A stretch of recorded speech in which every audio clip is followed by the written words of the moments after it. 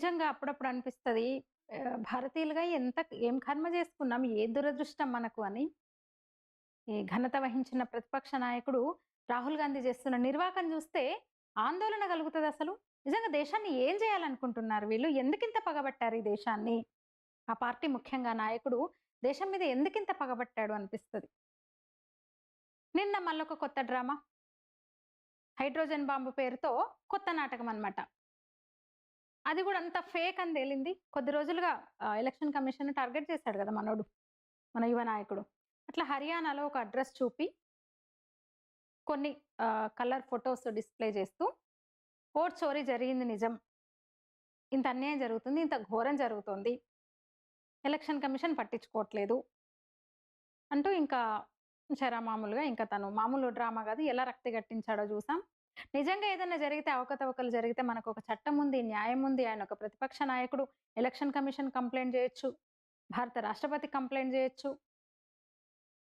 కదా! ఏది చేయకుండా ఒక స్టేజీ యేసుకొని 100 మందిని ముందు కూర్చోబెట్టుకొని చేసిన ఆరోపణలు ఇవన్నమాట.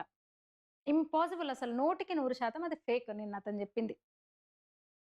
ఎలక్షన్ కమిషన్ ఎవ్వడికి కూడా కలర్ ఫోటోతో ఇవ్వదు. కలర్ ఫోటో ఓటర్ ఐడీ ఇవ్వదు. ఉంటే ఎస్ఐఆర్ ఇప్పుడు కొత్తగా బీహార్‌లో ఎస్ఐఆర్ ఉంది గదా! ఎస్ఐఆర్‌తో ఏమన్నా ఉండే అవకాశం ఉంది. ఎస్ఐఆర్‌లో ఉంటే ఉండొచ్చు. అది గూడా ఎవరికి వాళ్ళు ఎడిట్ చేసుకోవడం తప్ప కలర్ ఫోటో అందరికీ ఉండదది. ఎస్ఐఆర్ లిస్ట్ అయినా సరే, బీహార్ అయినా సరే ఎవరికి వాళ్ళు ఇండివిడ్యుయల్‌గా తీసుకొని ఫోటో ఎడిట్ చేసుకోవచ్చు. అది మనకే పరిమితం అవుతుంది తప్ప పబ్లిక్ డొమైన్‌కు వెళ్ళదు. మరి ఇదేంటంటే మయన్మార్‌లోనో, అమెరికా ఏజెన్సీతోనో, చైనా ఏజెన్సీతోనో చేయించి ఉండొచ్చు అని డౌట్ అన్నమాట. కాకపోతే ఇది ఖచ్చితంగా ఫేక్ అనేది ఇంక అందులో అయితే డౌట్ ఏం లేదు. మరది ఎక్కడ తయారైందంటే మయన్మార్ అని అంటున్నారు. అంటే ఎవరిని పిచ్చోళ్ళని చేస్తున్నాడు? ఏం చేయాలనుకుంటున్నాడు ఈ దేశాన్ని? హైడ్రోజన్ బాంబ్ అంట. ఇంత నాటకమా? పీపీటీలో డిస్‌ప్లే చేస్తూ అసలది ఎన్నికల కమిషన్ అధికారిక ఓటర్ లిస్ట్‌లో లేదది. ఎలక్షన్ కమిషన్ రాజకీయ పార్టీలకు ఇచ్చే ఓటర్ లిస్ట్‌లో ఓటర్ ఫోటోలు బ్లాక్ అండ్ వైట్‌లో ఉంటాయి. అధికారికంగా ఇచ్చే లిస్ట్‌లో ఫోటోలు లేకుండా ఓన్లీ టెక్స్ట్ మాత్రమే ఉంటది. కలర్ ఫోటోతో ఓటర్ లిస్ట్ రావడం అనేది లేదా డౌన్‌లోడ్ చేసినాం అనేది పెద్ద అబద్ధం, శుద్ధ అబద్ధం. చెప్పినట్టు మయన్మార్‌లో అమెరికన్ ఏజెన్సీనో, చైనా ఏజెన్సీతోనో చేయించిన ఫేక్ ఓటర్ డేటా అది. ఇక రాహుల్ గాంధీ చెప్పిన పేర్లలో వాళ్ళందరూ కూడా ఓట్లేశారు. ఆ ఇంటి నంబర్ ఇచ్చాడు. ఒక ఇంటి నంబర్ ఇచ్చాడు కదా! అందులో 66 మంది ఉన్నారని ఆ ఇంటి యజమాని స్వయంగా ధృవీకరించాడు. మాది పెద్ద కుటుంబం. నాకు నవ్వొస్తుంది. రాహుల్ గాంధీ మాటలు చూస్తే నవ్వొచ్చింది నాకసలు. మాది తాతది చాలా పెద్ద కుటుంబం. ఉమ్మడి కుటుంబం. 200 మంది మా ఫ్యామిలీ. కొందరు ఉద్యోగాల రీత్యా, ఉపాధి రీత్యా ఎక్కడెక్కడో సెటిల్ అయ్యారు. ఇప్పుడు 66 మందిమి ఇక్కడే ఉంటున్నాం. అందరం ఓటేస్తున్నాము అన్నాడు. ఏం సమాధానం చెప్తాడు రాహుల్ అండ్ కో? ఏం చెప్తది రాహుల్ అండ్ కో బ్యాచ్? నిజంగా ఆరోపణలు నిజమే అయితే రాష్ట్రపతి ఉన్నాడు. సుప్రీం కోర్టుకు వెళ్లి కంప్లెయింట్ చేయొచ్చు. ఇప్పుడు మనలాంటి మామూలోళ్ళమైతే మనకు ప్రాసెస్ తెలీదు. ఎట్లా వెళ్ళాలి అదంతా తెలీదు. ఒక ప్రతిపక్ష నాయకుడు నేరుగా రాష్ట్రపతి టైం తీసుకొనగలవచ్చు. సుప్రీం కోర్టుకు రాతపూర్వకంగా కంప్లెయింట్ చేయొచ్చు. ఈసీని నిలదీయొచ్చు. ఇప్పుడు ఈసీతోనే కదా సై అంటే సై అంటున్నావు 4, 5 నెలల నుంచి. అది చేయకుండా ఒక మీటింగ్ పెట్టి అక్కడ నిలబడి ఇవన్నీ చూపిస్తూ షో చేస్తే ఏమనాలసలు? అంటే ఎంత కుట్ర జరుగుతుంది ఈ దేశం మీద? రాహుల్ గాంధీని ముందు పెట్టుకొని ఏ శక్తులు ఆడిస్తున్నాయి మరి? మనం మాట్లాడుకుంటున్నాం నేపాల్, బంగ్లాదేశ్, శ్రీలంక తరహా తిరుగుబాటుకు కుట్ర చేస్తున్నాయి ఈ శక్తులు అనుకుంటున్నాం. అది నిజమే అనిపిస్తలేదా ఇవన్నీ చూస్తుంటే? జెన్‌జెడ్ వాళ్ళకి నేరుగా పిలుపునిస్తున్నారు. రెచ్చగొడుతున్నారు. నిన్న రాహుల్ గాంధీ ఆ మాట అంటే ప్రియాంక వాద్రా ఇందాకే చూసాను నేను బీహార్‌లో ఎన్నికల ప్రచార సభలో మాట్లాడుతూ, "మీ ఓట్లన్నీ దొంగతనం జరిగినాయి. మీ ఓట్లు లేవు. మీ ఓట్ చోరీ జరిగింది. మీరు కూర్చుంటారా? ఇట్లనే ఊకుంటారా? మీరేం చేయరా?" అని రెచ్చగొడుతోంది వాళ్ళని. బహిరంగ సభలో రెచ్చగొడుతోంది. అసలు వీళ్ళు చేస్తున్న ముఖ్యంగా నిన్నటి ఎపిసోడ్ చూస్తే చాలా పెద్ద ఈ నేరం మామూలు కాదు. దేశద్రోహంతో సమానం ఇది. దేశద్రోహ నేరం. ఉమర్ ఖలీదు, ఈ షర్జిల్ ఇమాం వీళ్ళకన్నా కూడా దారుణమైన దేశద్రోహం. వాళ్ళు ఉగ్రవాదులుగానే అందరికీ తెలుసు.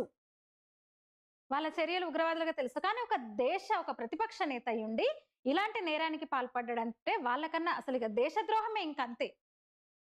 వాళ్ళతో సమానమైన నేరగాడితను. అంటే మరి గాంధీ నెహ్రూ కుటుంబము దేశానికి స్వతంత్రం తెచ్చింది. ఇంకా అని ఏమన్నా భయపడా మరి ఇంకే రకంగా గౌరవమో తెలీదు గానీ, కేంద్రం ఎందుకో చర్యలకు ఆలోచిస్తున్నట్టుంది గానీ, అసలు విషయం అయితే ఇది. మా అవ్వారు శ్రీనివాసరావు చెప్పారు కదా! ఓటర్ లిస్ట్‌లో నా కలర్ ఫోటో మీద చేసిన ఆరోపణకు కట్టుబడి ఉన్నా, ఎవరన్నా ఇది ఫేక్ అని నిరూపిస్తే, రుజువులతో వస్తే, ఒరిజినల్ అని ప్రూవ్ చేస్తే 10,00,000 ఇవ్వడానికి సిద్ధమని ఆయన అంటున్నారనమాట. లేదంటే ప్రూవ్ చేయలేకపోతే దేశానికి క్షమాపణ చెప్పండి. ఇక ఇంకో విచిత్రం నిన్న రాహుల్ గాంధీ చెప్పిన ముచ్చట.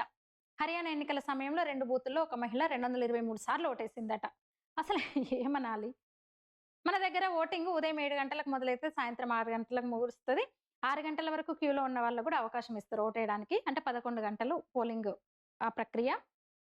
అంటే 223/11 అంటే 20 సార్లు గంటకు 20 సార్లు ఓటేయాలన్నట్టు ఓటేసిందన్నట్టు ఆ మహిళ ఆమె. 60/20 అంటే 3 నిమిషాల చొప్పున ఒక ఓటుకు 3 నిమిషాలు పట్టింది. సాధ్యమా ఒక మహిళ 3 నిమిషాలకు ఒక చోటకు పోయి ఓటేయడం, లైన్‌లో క్యూలో నిలబడ్డము, ఓటేయడము, మళ్ళో పోలింగ్ బూత్‌కెళ్ళడం, మళ్ళక్కడ ఓటేయడం సాధ్యమా? 3 నిమిషాల్లో అదంతా అవుతదా? జెట్ స్పీడ్ వేగంతో ఎళ్ళినా అవ్వదు గదా! అంత దగ్గరగా పోలింగ్ బూత్‌లు ఉండే గదా మన దేశంలో. 3 నిమిషాలకే పొయ్యి క్యూలో నిలబడేసేంత మళ్ళీ ఇంకో దానికి ఇంకో బూత్‌కు చేరుకునేంత ఉండదు గదా! ఉండదు గదా! మరి ఏం మాట్లాడుతున్నాడు రాహుల్ గాంధీ? Rahul Gandhi and co. 3 నిమిషాలకు ఒకసారి ఆమె ఓటేస్తే కాంగ్రెస్ బూత్ ఏజెంట్లు ఏం జేస్తున్నారు? గుడ్డిగుర్రం పనులు తోముతున్నారా వీళ్ళు? నిద్రపోతున్నారా అక్కడ పోలింగ్‌లలో? అసలు అదంతా కాదు సాధ్యమా? అసలు ఎంత దేశం పరువు తీసే లెక్కలు గాకపోతే బయట ఎట్లా ప్రచారం జరుగుతోంది? దాదాపు 100 ఎన్నికల్లో వరుసగా ఓడిపోయిన విఫలమైన రాజకీయ నాయకుడున్నాడు భారతదేశంలో. నా పాత ఫోటోను ఉపయోగించి అబద్ధాలు స్ప్రెడ్ చేస్తున్నాడు. ఫేక్స్ స్ప్రెడ్ చేస్తున్నాడు. అక్కడి అధికార పార్టీకి వ్యతిరేకంగా నా ఫోటోను వాడుకుంటున్నాడు, ప్రచారం చేసుకుంటున్నాడు. ఆ పార్టీ సభ్యులు ఇంకా నా పట్ల ఇంకా ఆమెను ట్రోల్ చేస్తున్నారు. ఆమెకు ప్రపోజ్ చేస్తున్నారంట. అని థూ అని అసహ్యించుకుంటూ ఆమె ఒక వీడియో రిలీజ్ చేసింది. అది చూసే ఉంటారు మీరు. వీళ్ళు దాన్ని ఒప్పుకోరు గానీ అది చెప్పరు మళ్ళీ. ఈ తొత్తులు లెఫ్టిస్ట్, ఈ కాంగ్రెస్ తొత్తులు అది ఆ విషయం చెప్పరు గానీ, చాలా దారుణంగా ఆమె తన లాంగ్వేజ్‌లో, తన మాతృభాషలో మాట్లాడే ఆ బ్రెజిలియన్ మోడల్ లారిస్సా తన లాంగ్వేజ్ పోర్చుగీస్‌లో మాట్లాడిన వీడియో ఇప్పుడు వైరల్ అవుతుంది. మీకో సరదా విషయం చెప్పనా? మరీ దారుణం ఇది. సరే చెప్తాను. వాళ్ళు నా పాత ఫోటో ఒకటి వాడుతున్నారు. చాలా ఏళ్ల క్రితందది. దాదాపు నా 18 ఏళ్ళప్పటిదో, 20 ఏళ్ళప్పటిదో అది. భారతదేశంలో ఎన్నికలకు సంబంధించి దేనికో వాడుకుంటున్నారు. అక్కడ ప్రజలను మోసం చేయడానికో, లేదా వాళ్ళకి వాళ్ళు గొడవ పడ్డానికో నన్ను ఇండియన్‌గా చూపిస్తున్నారు. ఎంత విచిత్రం చూడండి. ఇప్పుడు నేను ఇబ్బందుల్లో ఉన్నాను. ఈ విషయం గురించి నిజమేనా అని తెలుసుకోవడానికి ఒక రిపోర్టర్ నాకు ఫోన్ చేశాడు. ఇంటర్వ్యూ కోసము నా ఆఫీస్‌కు కాల్ కూడా చేశాడు. నేను లిఫ్ట్ చేయకపోవడంతోటి నా ఇన్‌స్టాగ్రామ్‌ను వెతికి అక్కడికి ఫోన్ చేశాడు. అప్పుడే దానికి ఏమాత్రం సంబంధం లేని వేరే సిటీలో ఉన్న ఇంకో స్నేహితుడు ఆ స్క్రీన్ షాట్ పంపాడు. ఇగో దాన్ని ఇక్కడ నేను చూపిస్తాను. మీరసలు నమ్మొద్దది. ఆమె అన్న మాటలివి. ఆ స్క్రీన్ షాట్‌ని చూపిచ్చింది. అంటే ఇంత దేశం పరువు తీసే చర్యలు కాకపోతే ఏమనాలసలు? అసలిట్లా చేయొచ్చా ఒక ప్రతిపక్ష నాయకుడు? ఇంకా అలాంటి నాయకుడిని మనం సమర్థిస్తామా? అలాంటి వ్యక్తి ప్రధాని కావాలని మనం కోరుకుందామా? చెప్పండి. మీ అభిప్రాయం తెలియజేయండి. లైక్ చేయండి, షేర్ చేయండి, ఛానెల్‌ని సబ్స్క్రైబ్ చేయండి. ధన్యవాదాలు.